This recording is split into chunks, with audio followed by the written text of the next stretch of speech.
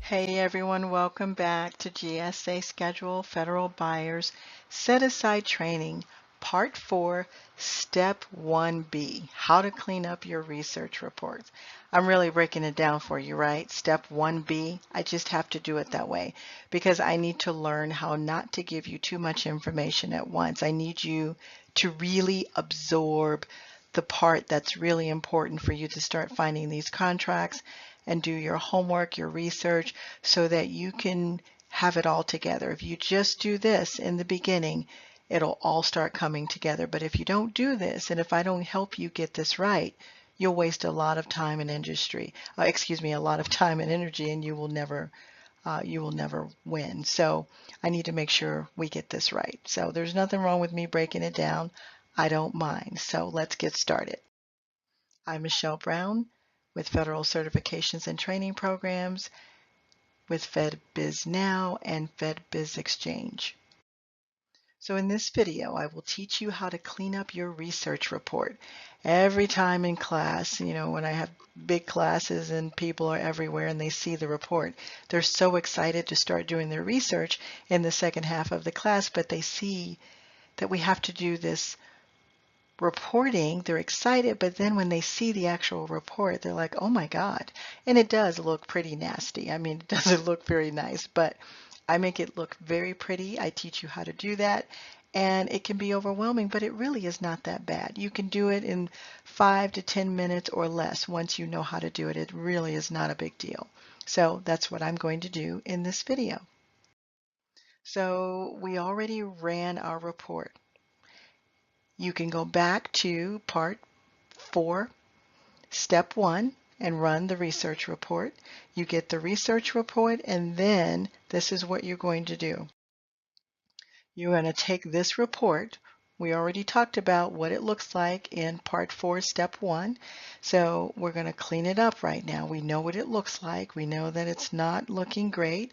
And I give you the columns that you need to highlight. And all the other stuff you can either hide or delete. And the reason I say you can either hide it or delete it is because you're going to come back later once you know how to do your own research. Because every time you find a product or service maybe that you want to add to your business and start selling to the federal government, you may need to do this research again. So you can hide it or keep it. Maybe you might want to know the award number. Maybe you might become like me where you know how to find everything that you need. I know how to use reports to find solicitations, to find history on the project itself, on contracts. I mean, a lot of this information means something to me, but a lot of it doesn't. The most important of the information I share with you and show you why it's important to you and why you need to keep it. Okay? So these are the areas that we're just going to highlight. Before you delete any columns, highlight each one of these. You're going to highlight the award ID and every title at the top. It looks just like this. I copied it from the Excel spreadsheet so that you don't have to figure out what it is, but you're going to highlight award ID, federal action obligation, period of performance, awarding agency name. This is the contracting office agency name. Funding agency name would also be the major funding agency name. They're one and the same. And then the recipient name, recipient state. You don't need all that information about the recipient because they're going to give you their DUNS number, their telephone number. You might want to keep it, but just hide it, close it, and hide it. Number 8, solicitation identifier. That would be, what if you wanted to look up the actual solicitation? Product or service code, which would be your PSC code. They have it spelled out. Product, service, code description. That's very important. 9 and 10. Okay? NAICS code, you know what that is. NAICS code description. And then number 13, type of set aside. I like to look and see how often these businesses are, I know they're all small, but I want to see if the contracting officer set it aside on purpose if it was a competitive thing, or did they specifically set it aside just for you guys as small businesses? I look at things like that. Number 14 is very, very important. That's how you find out who your competition is. Meaning, did you have 5 competitors, 2 competitors, or was there just one bid, one offer received by the contracting officer? That means only one firm bid on this contract. It happens all the time because, you know, most of the time people don't know how to find the right solicitations. And when I say people, I'm talking small business. So again, this is why I do this. So clean up your report and then it's going to look like this. It's going to look all cleaned up. Here's the award ID. You can use any colors you want. Here is the federal action or the federal obligation, which is the money. So now some of these in here are GSA schedules. They haven't been used yet for some reason, but they did make a deal with the firm. So it's a contract, but maybe they just haven't started spending off of it yet. So here the federal obligation would be the money, when they started, the awarding agency, which is who you're looking for, not the funding agency. Sometimes they will be the same. Okay, and that's okay, but you're using the awarding agency column. Some of the agencies don't really have a, what do we call it? Some of them don't really have sub-agencies, or you're doing it for the main agency. You can do a contract or have a contract for a main agency or a sub-agency of the main agency. So just pay attention to who you're working with. Don't get the big daddy, which would be the funding agency most of the time, mixed up with the baby agency. So the Department of Justice is a main funding agency, and the Bureau of Prisons would be a baby agency under the Big Daddy agency. Okay? And literally, you should probably call the sub-agencies more like departments, because that's what they are.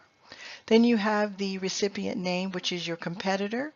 You have the recipient location. You have the solicitation ID, or the number. You could take this number. You should be able to put it in fbo.gov if you want to look it up. You can take this number, which would be the product service code, PSC, and that is your PSC code.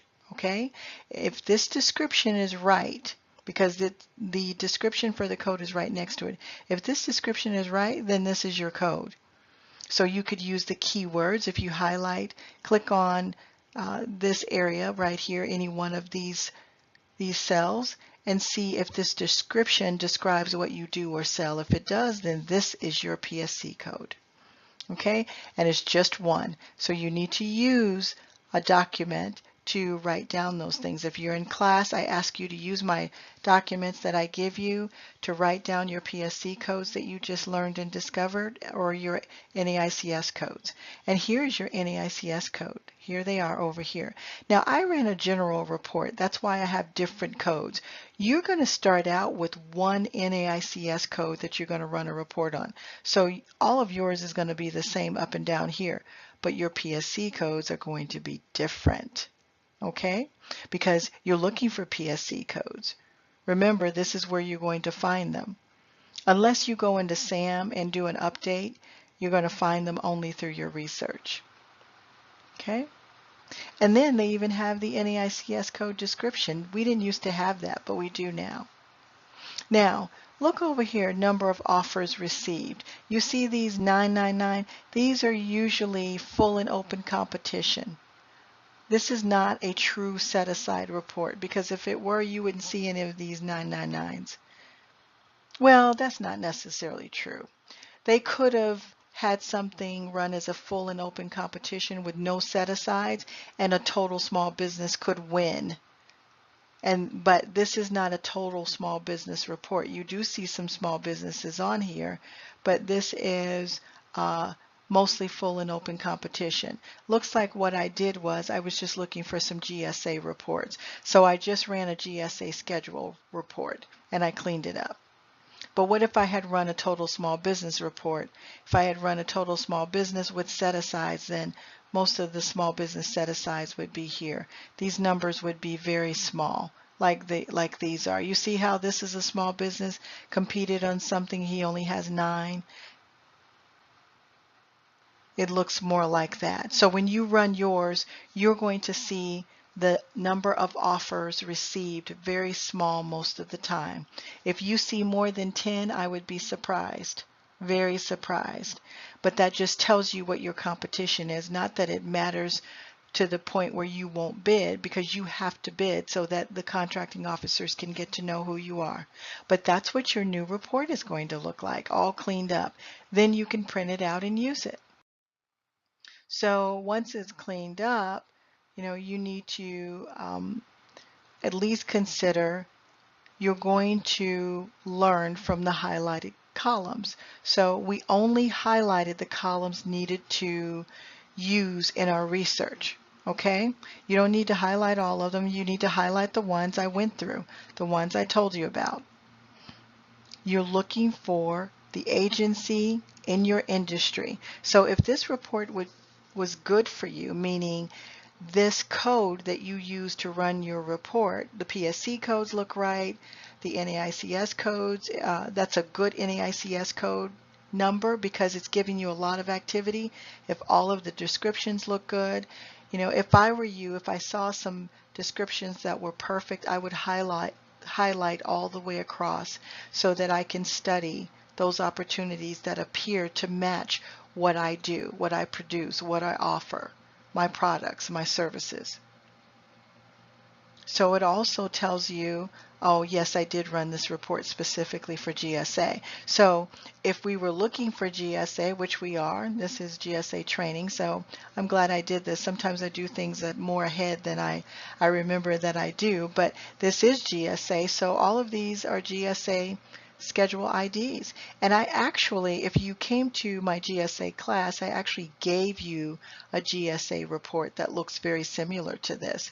So if you've already taken my GSA class, then you know why I did this, so that you can find a lot of the opportunities. And then you need to look at, that's why I want you to highlight across. Here are the federal obligations, but I want you to look and see how much buyers are spending. If you see that there's one company like a recipients over here that's getting a lot of activity on their GSA schedule, why don't you just sort it by the recipient name or sort it by the awarding agency? You could actually do this however you want, but those are the two that I would sort it by because that would help me identify some activity very quickly. Then you can see what they're buying in the description columns, like the PSC description column, the NAICS code description column, and you can just tell what's going on with the situation if you look at those columns. Now, they are changing this report and constantly updating it. There may even be another description column included in the report. If you see it before you delete all the other columns, by all means highlight it, because you need as much of the description categories that you can get. You need a lot from those. That really helps you to identify what is being done under the schedules and what your competitors are doing. Okay? But you can definitely see what's being purchased on these schedules and by the PSC numbers and codes. And last but not least, of course, you can see the competitor information. It's right here. That's the recipient. That's who your competitor is. And if you see a competitor that is getting a lot of what you would like to get from federal contracting, go ahead and run reports on your competitor. All you have to do is copy their exact name in this report, or you can open up the spreadsheet and get their DUNS number, copy their DUNS number, put it in the column or the category that says recipient, click on search so it'll connect to the report, and then hit submit, and you'll get everything on that competitor. You'll find out all of the types of opportunities they've received, whether they're always using their GSA schedule or if they're using something else. It'll all be right there. And as a matter of fact, I think I'll do a video for you guys on that so you can see what I'm talking about. It's wonderful. And then, you just go ahead and compare and make sure that you have exactly the same things that they have, because when the buyers come looking for them, you will be there too, because the buyer has to be fair about this. They have to, when they're looking for companies to do specific things, they put in specific codes. I already talked to you about that. That's why we're doing this. They put in different descriptions, and so they can pull more than one firm. And if they pull your competitor, they're likely to pull you too, to let you know that there's a bid, that it's called a request for quote or request for information. It could be any one of those things, but they can't just pull one. They have to look at a few. So if they're putting something out there like that and they don't want to put it on FBO.gov or Fed Connect, then they have to make the offer to more than one firm. And if you have the exact information as the buyer, he's going to find you, because your competitor is over there too. And your competitor may not even see it, but maybe you will. And even if they do, you will have a fair chance. So now that your reports are all cleaned up, print them out so that you can use them in Part 4, Step 2. Thank you for joining me. See you in the next video. GSA Schedule, Federal Buyers Part 4, Step 2. Please leave me your comments, subscribe, and let me know your questions.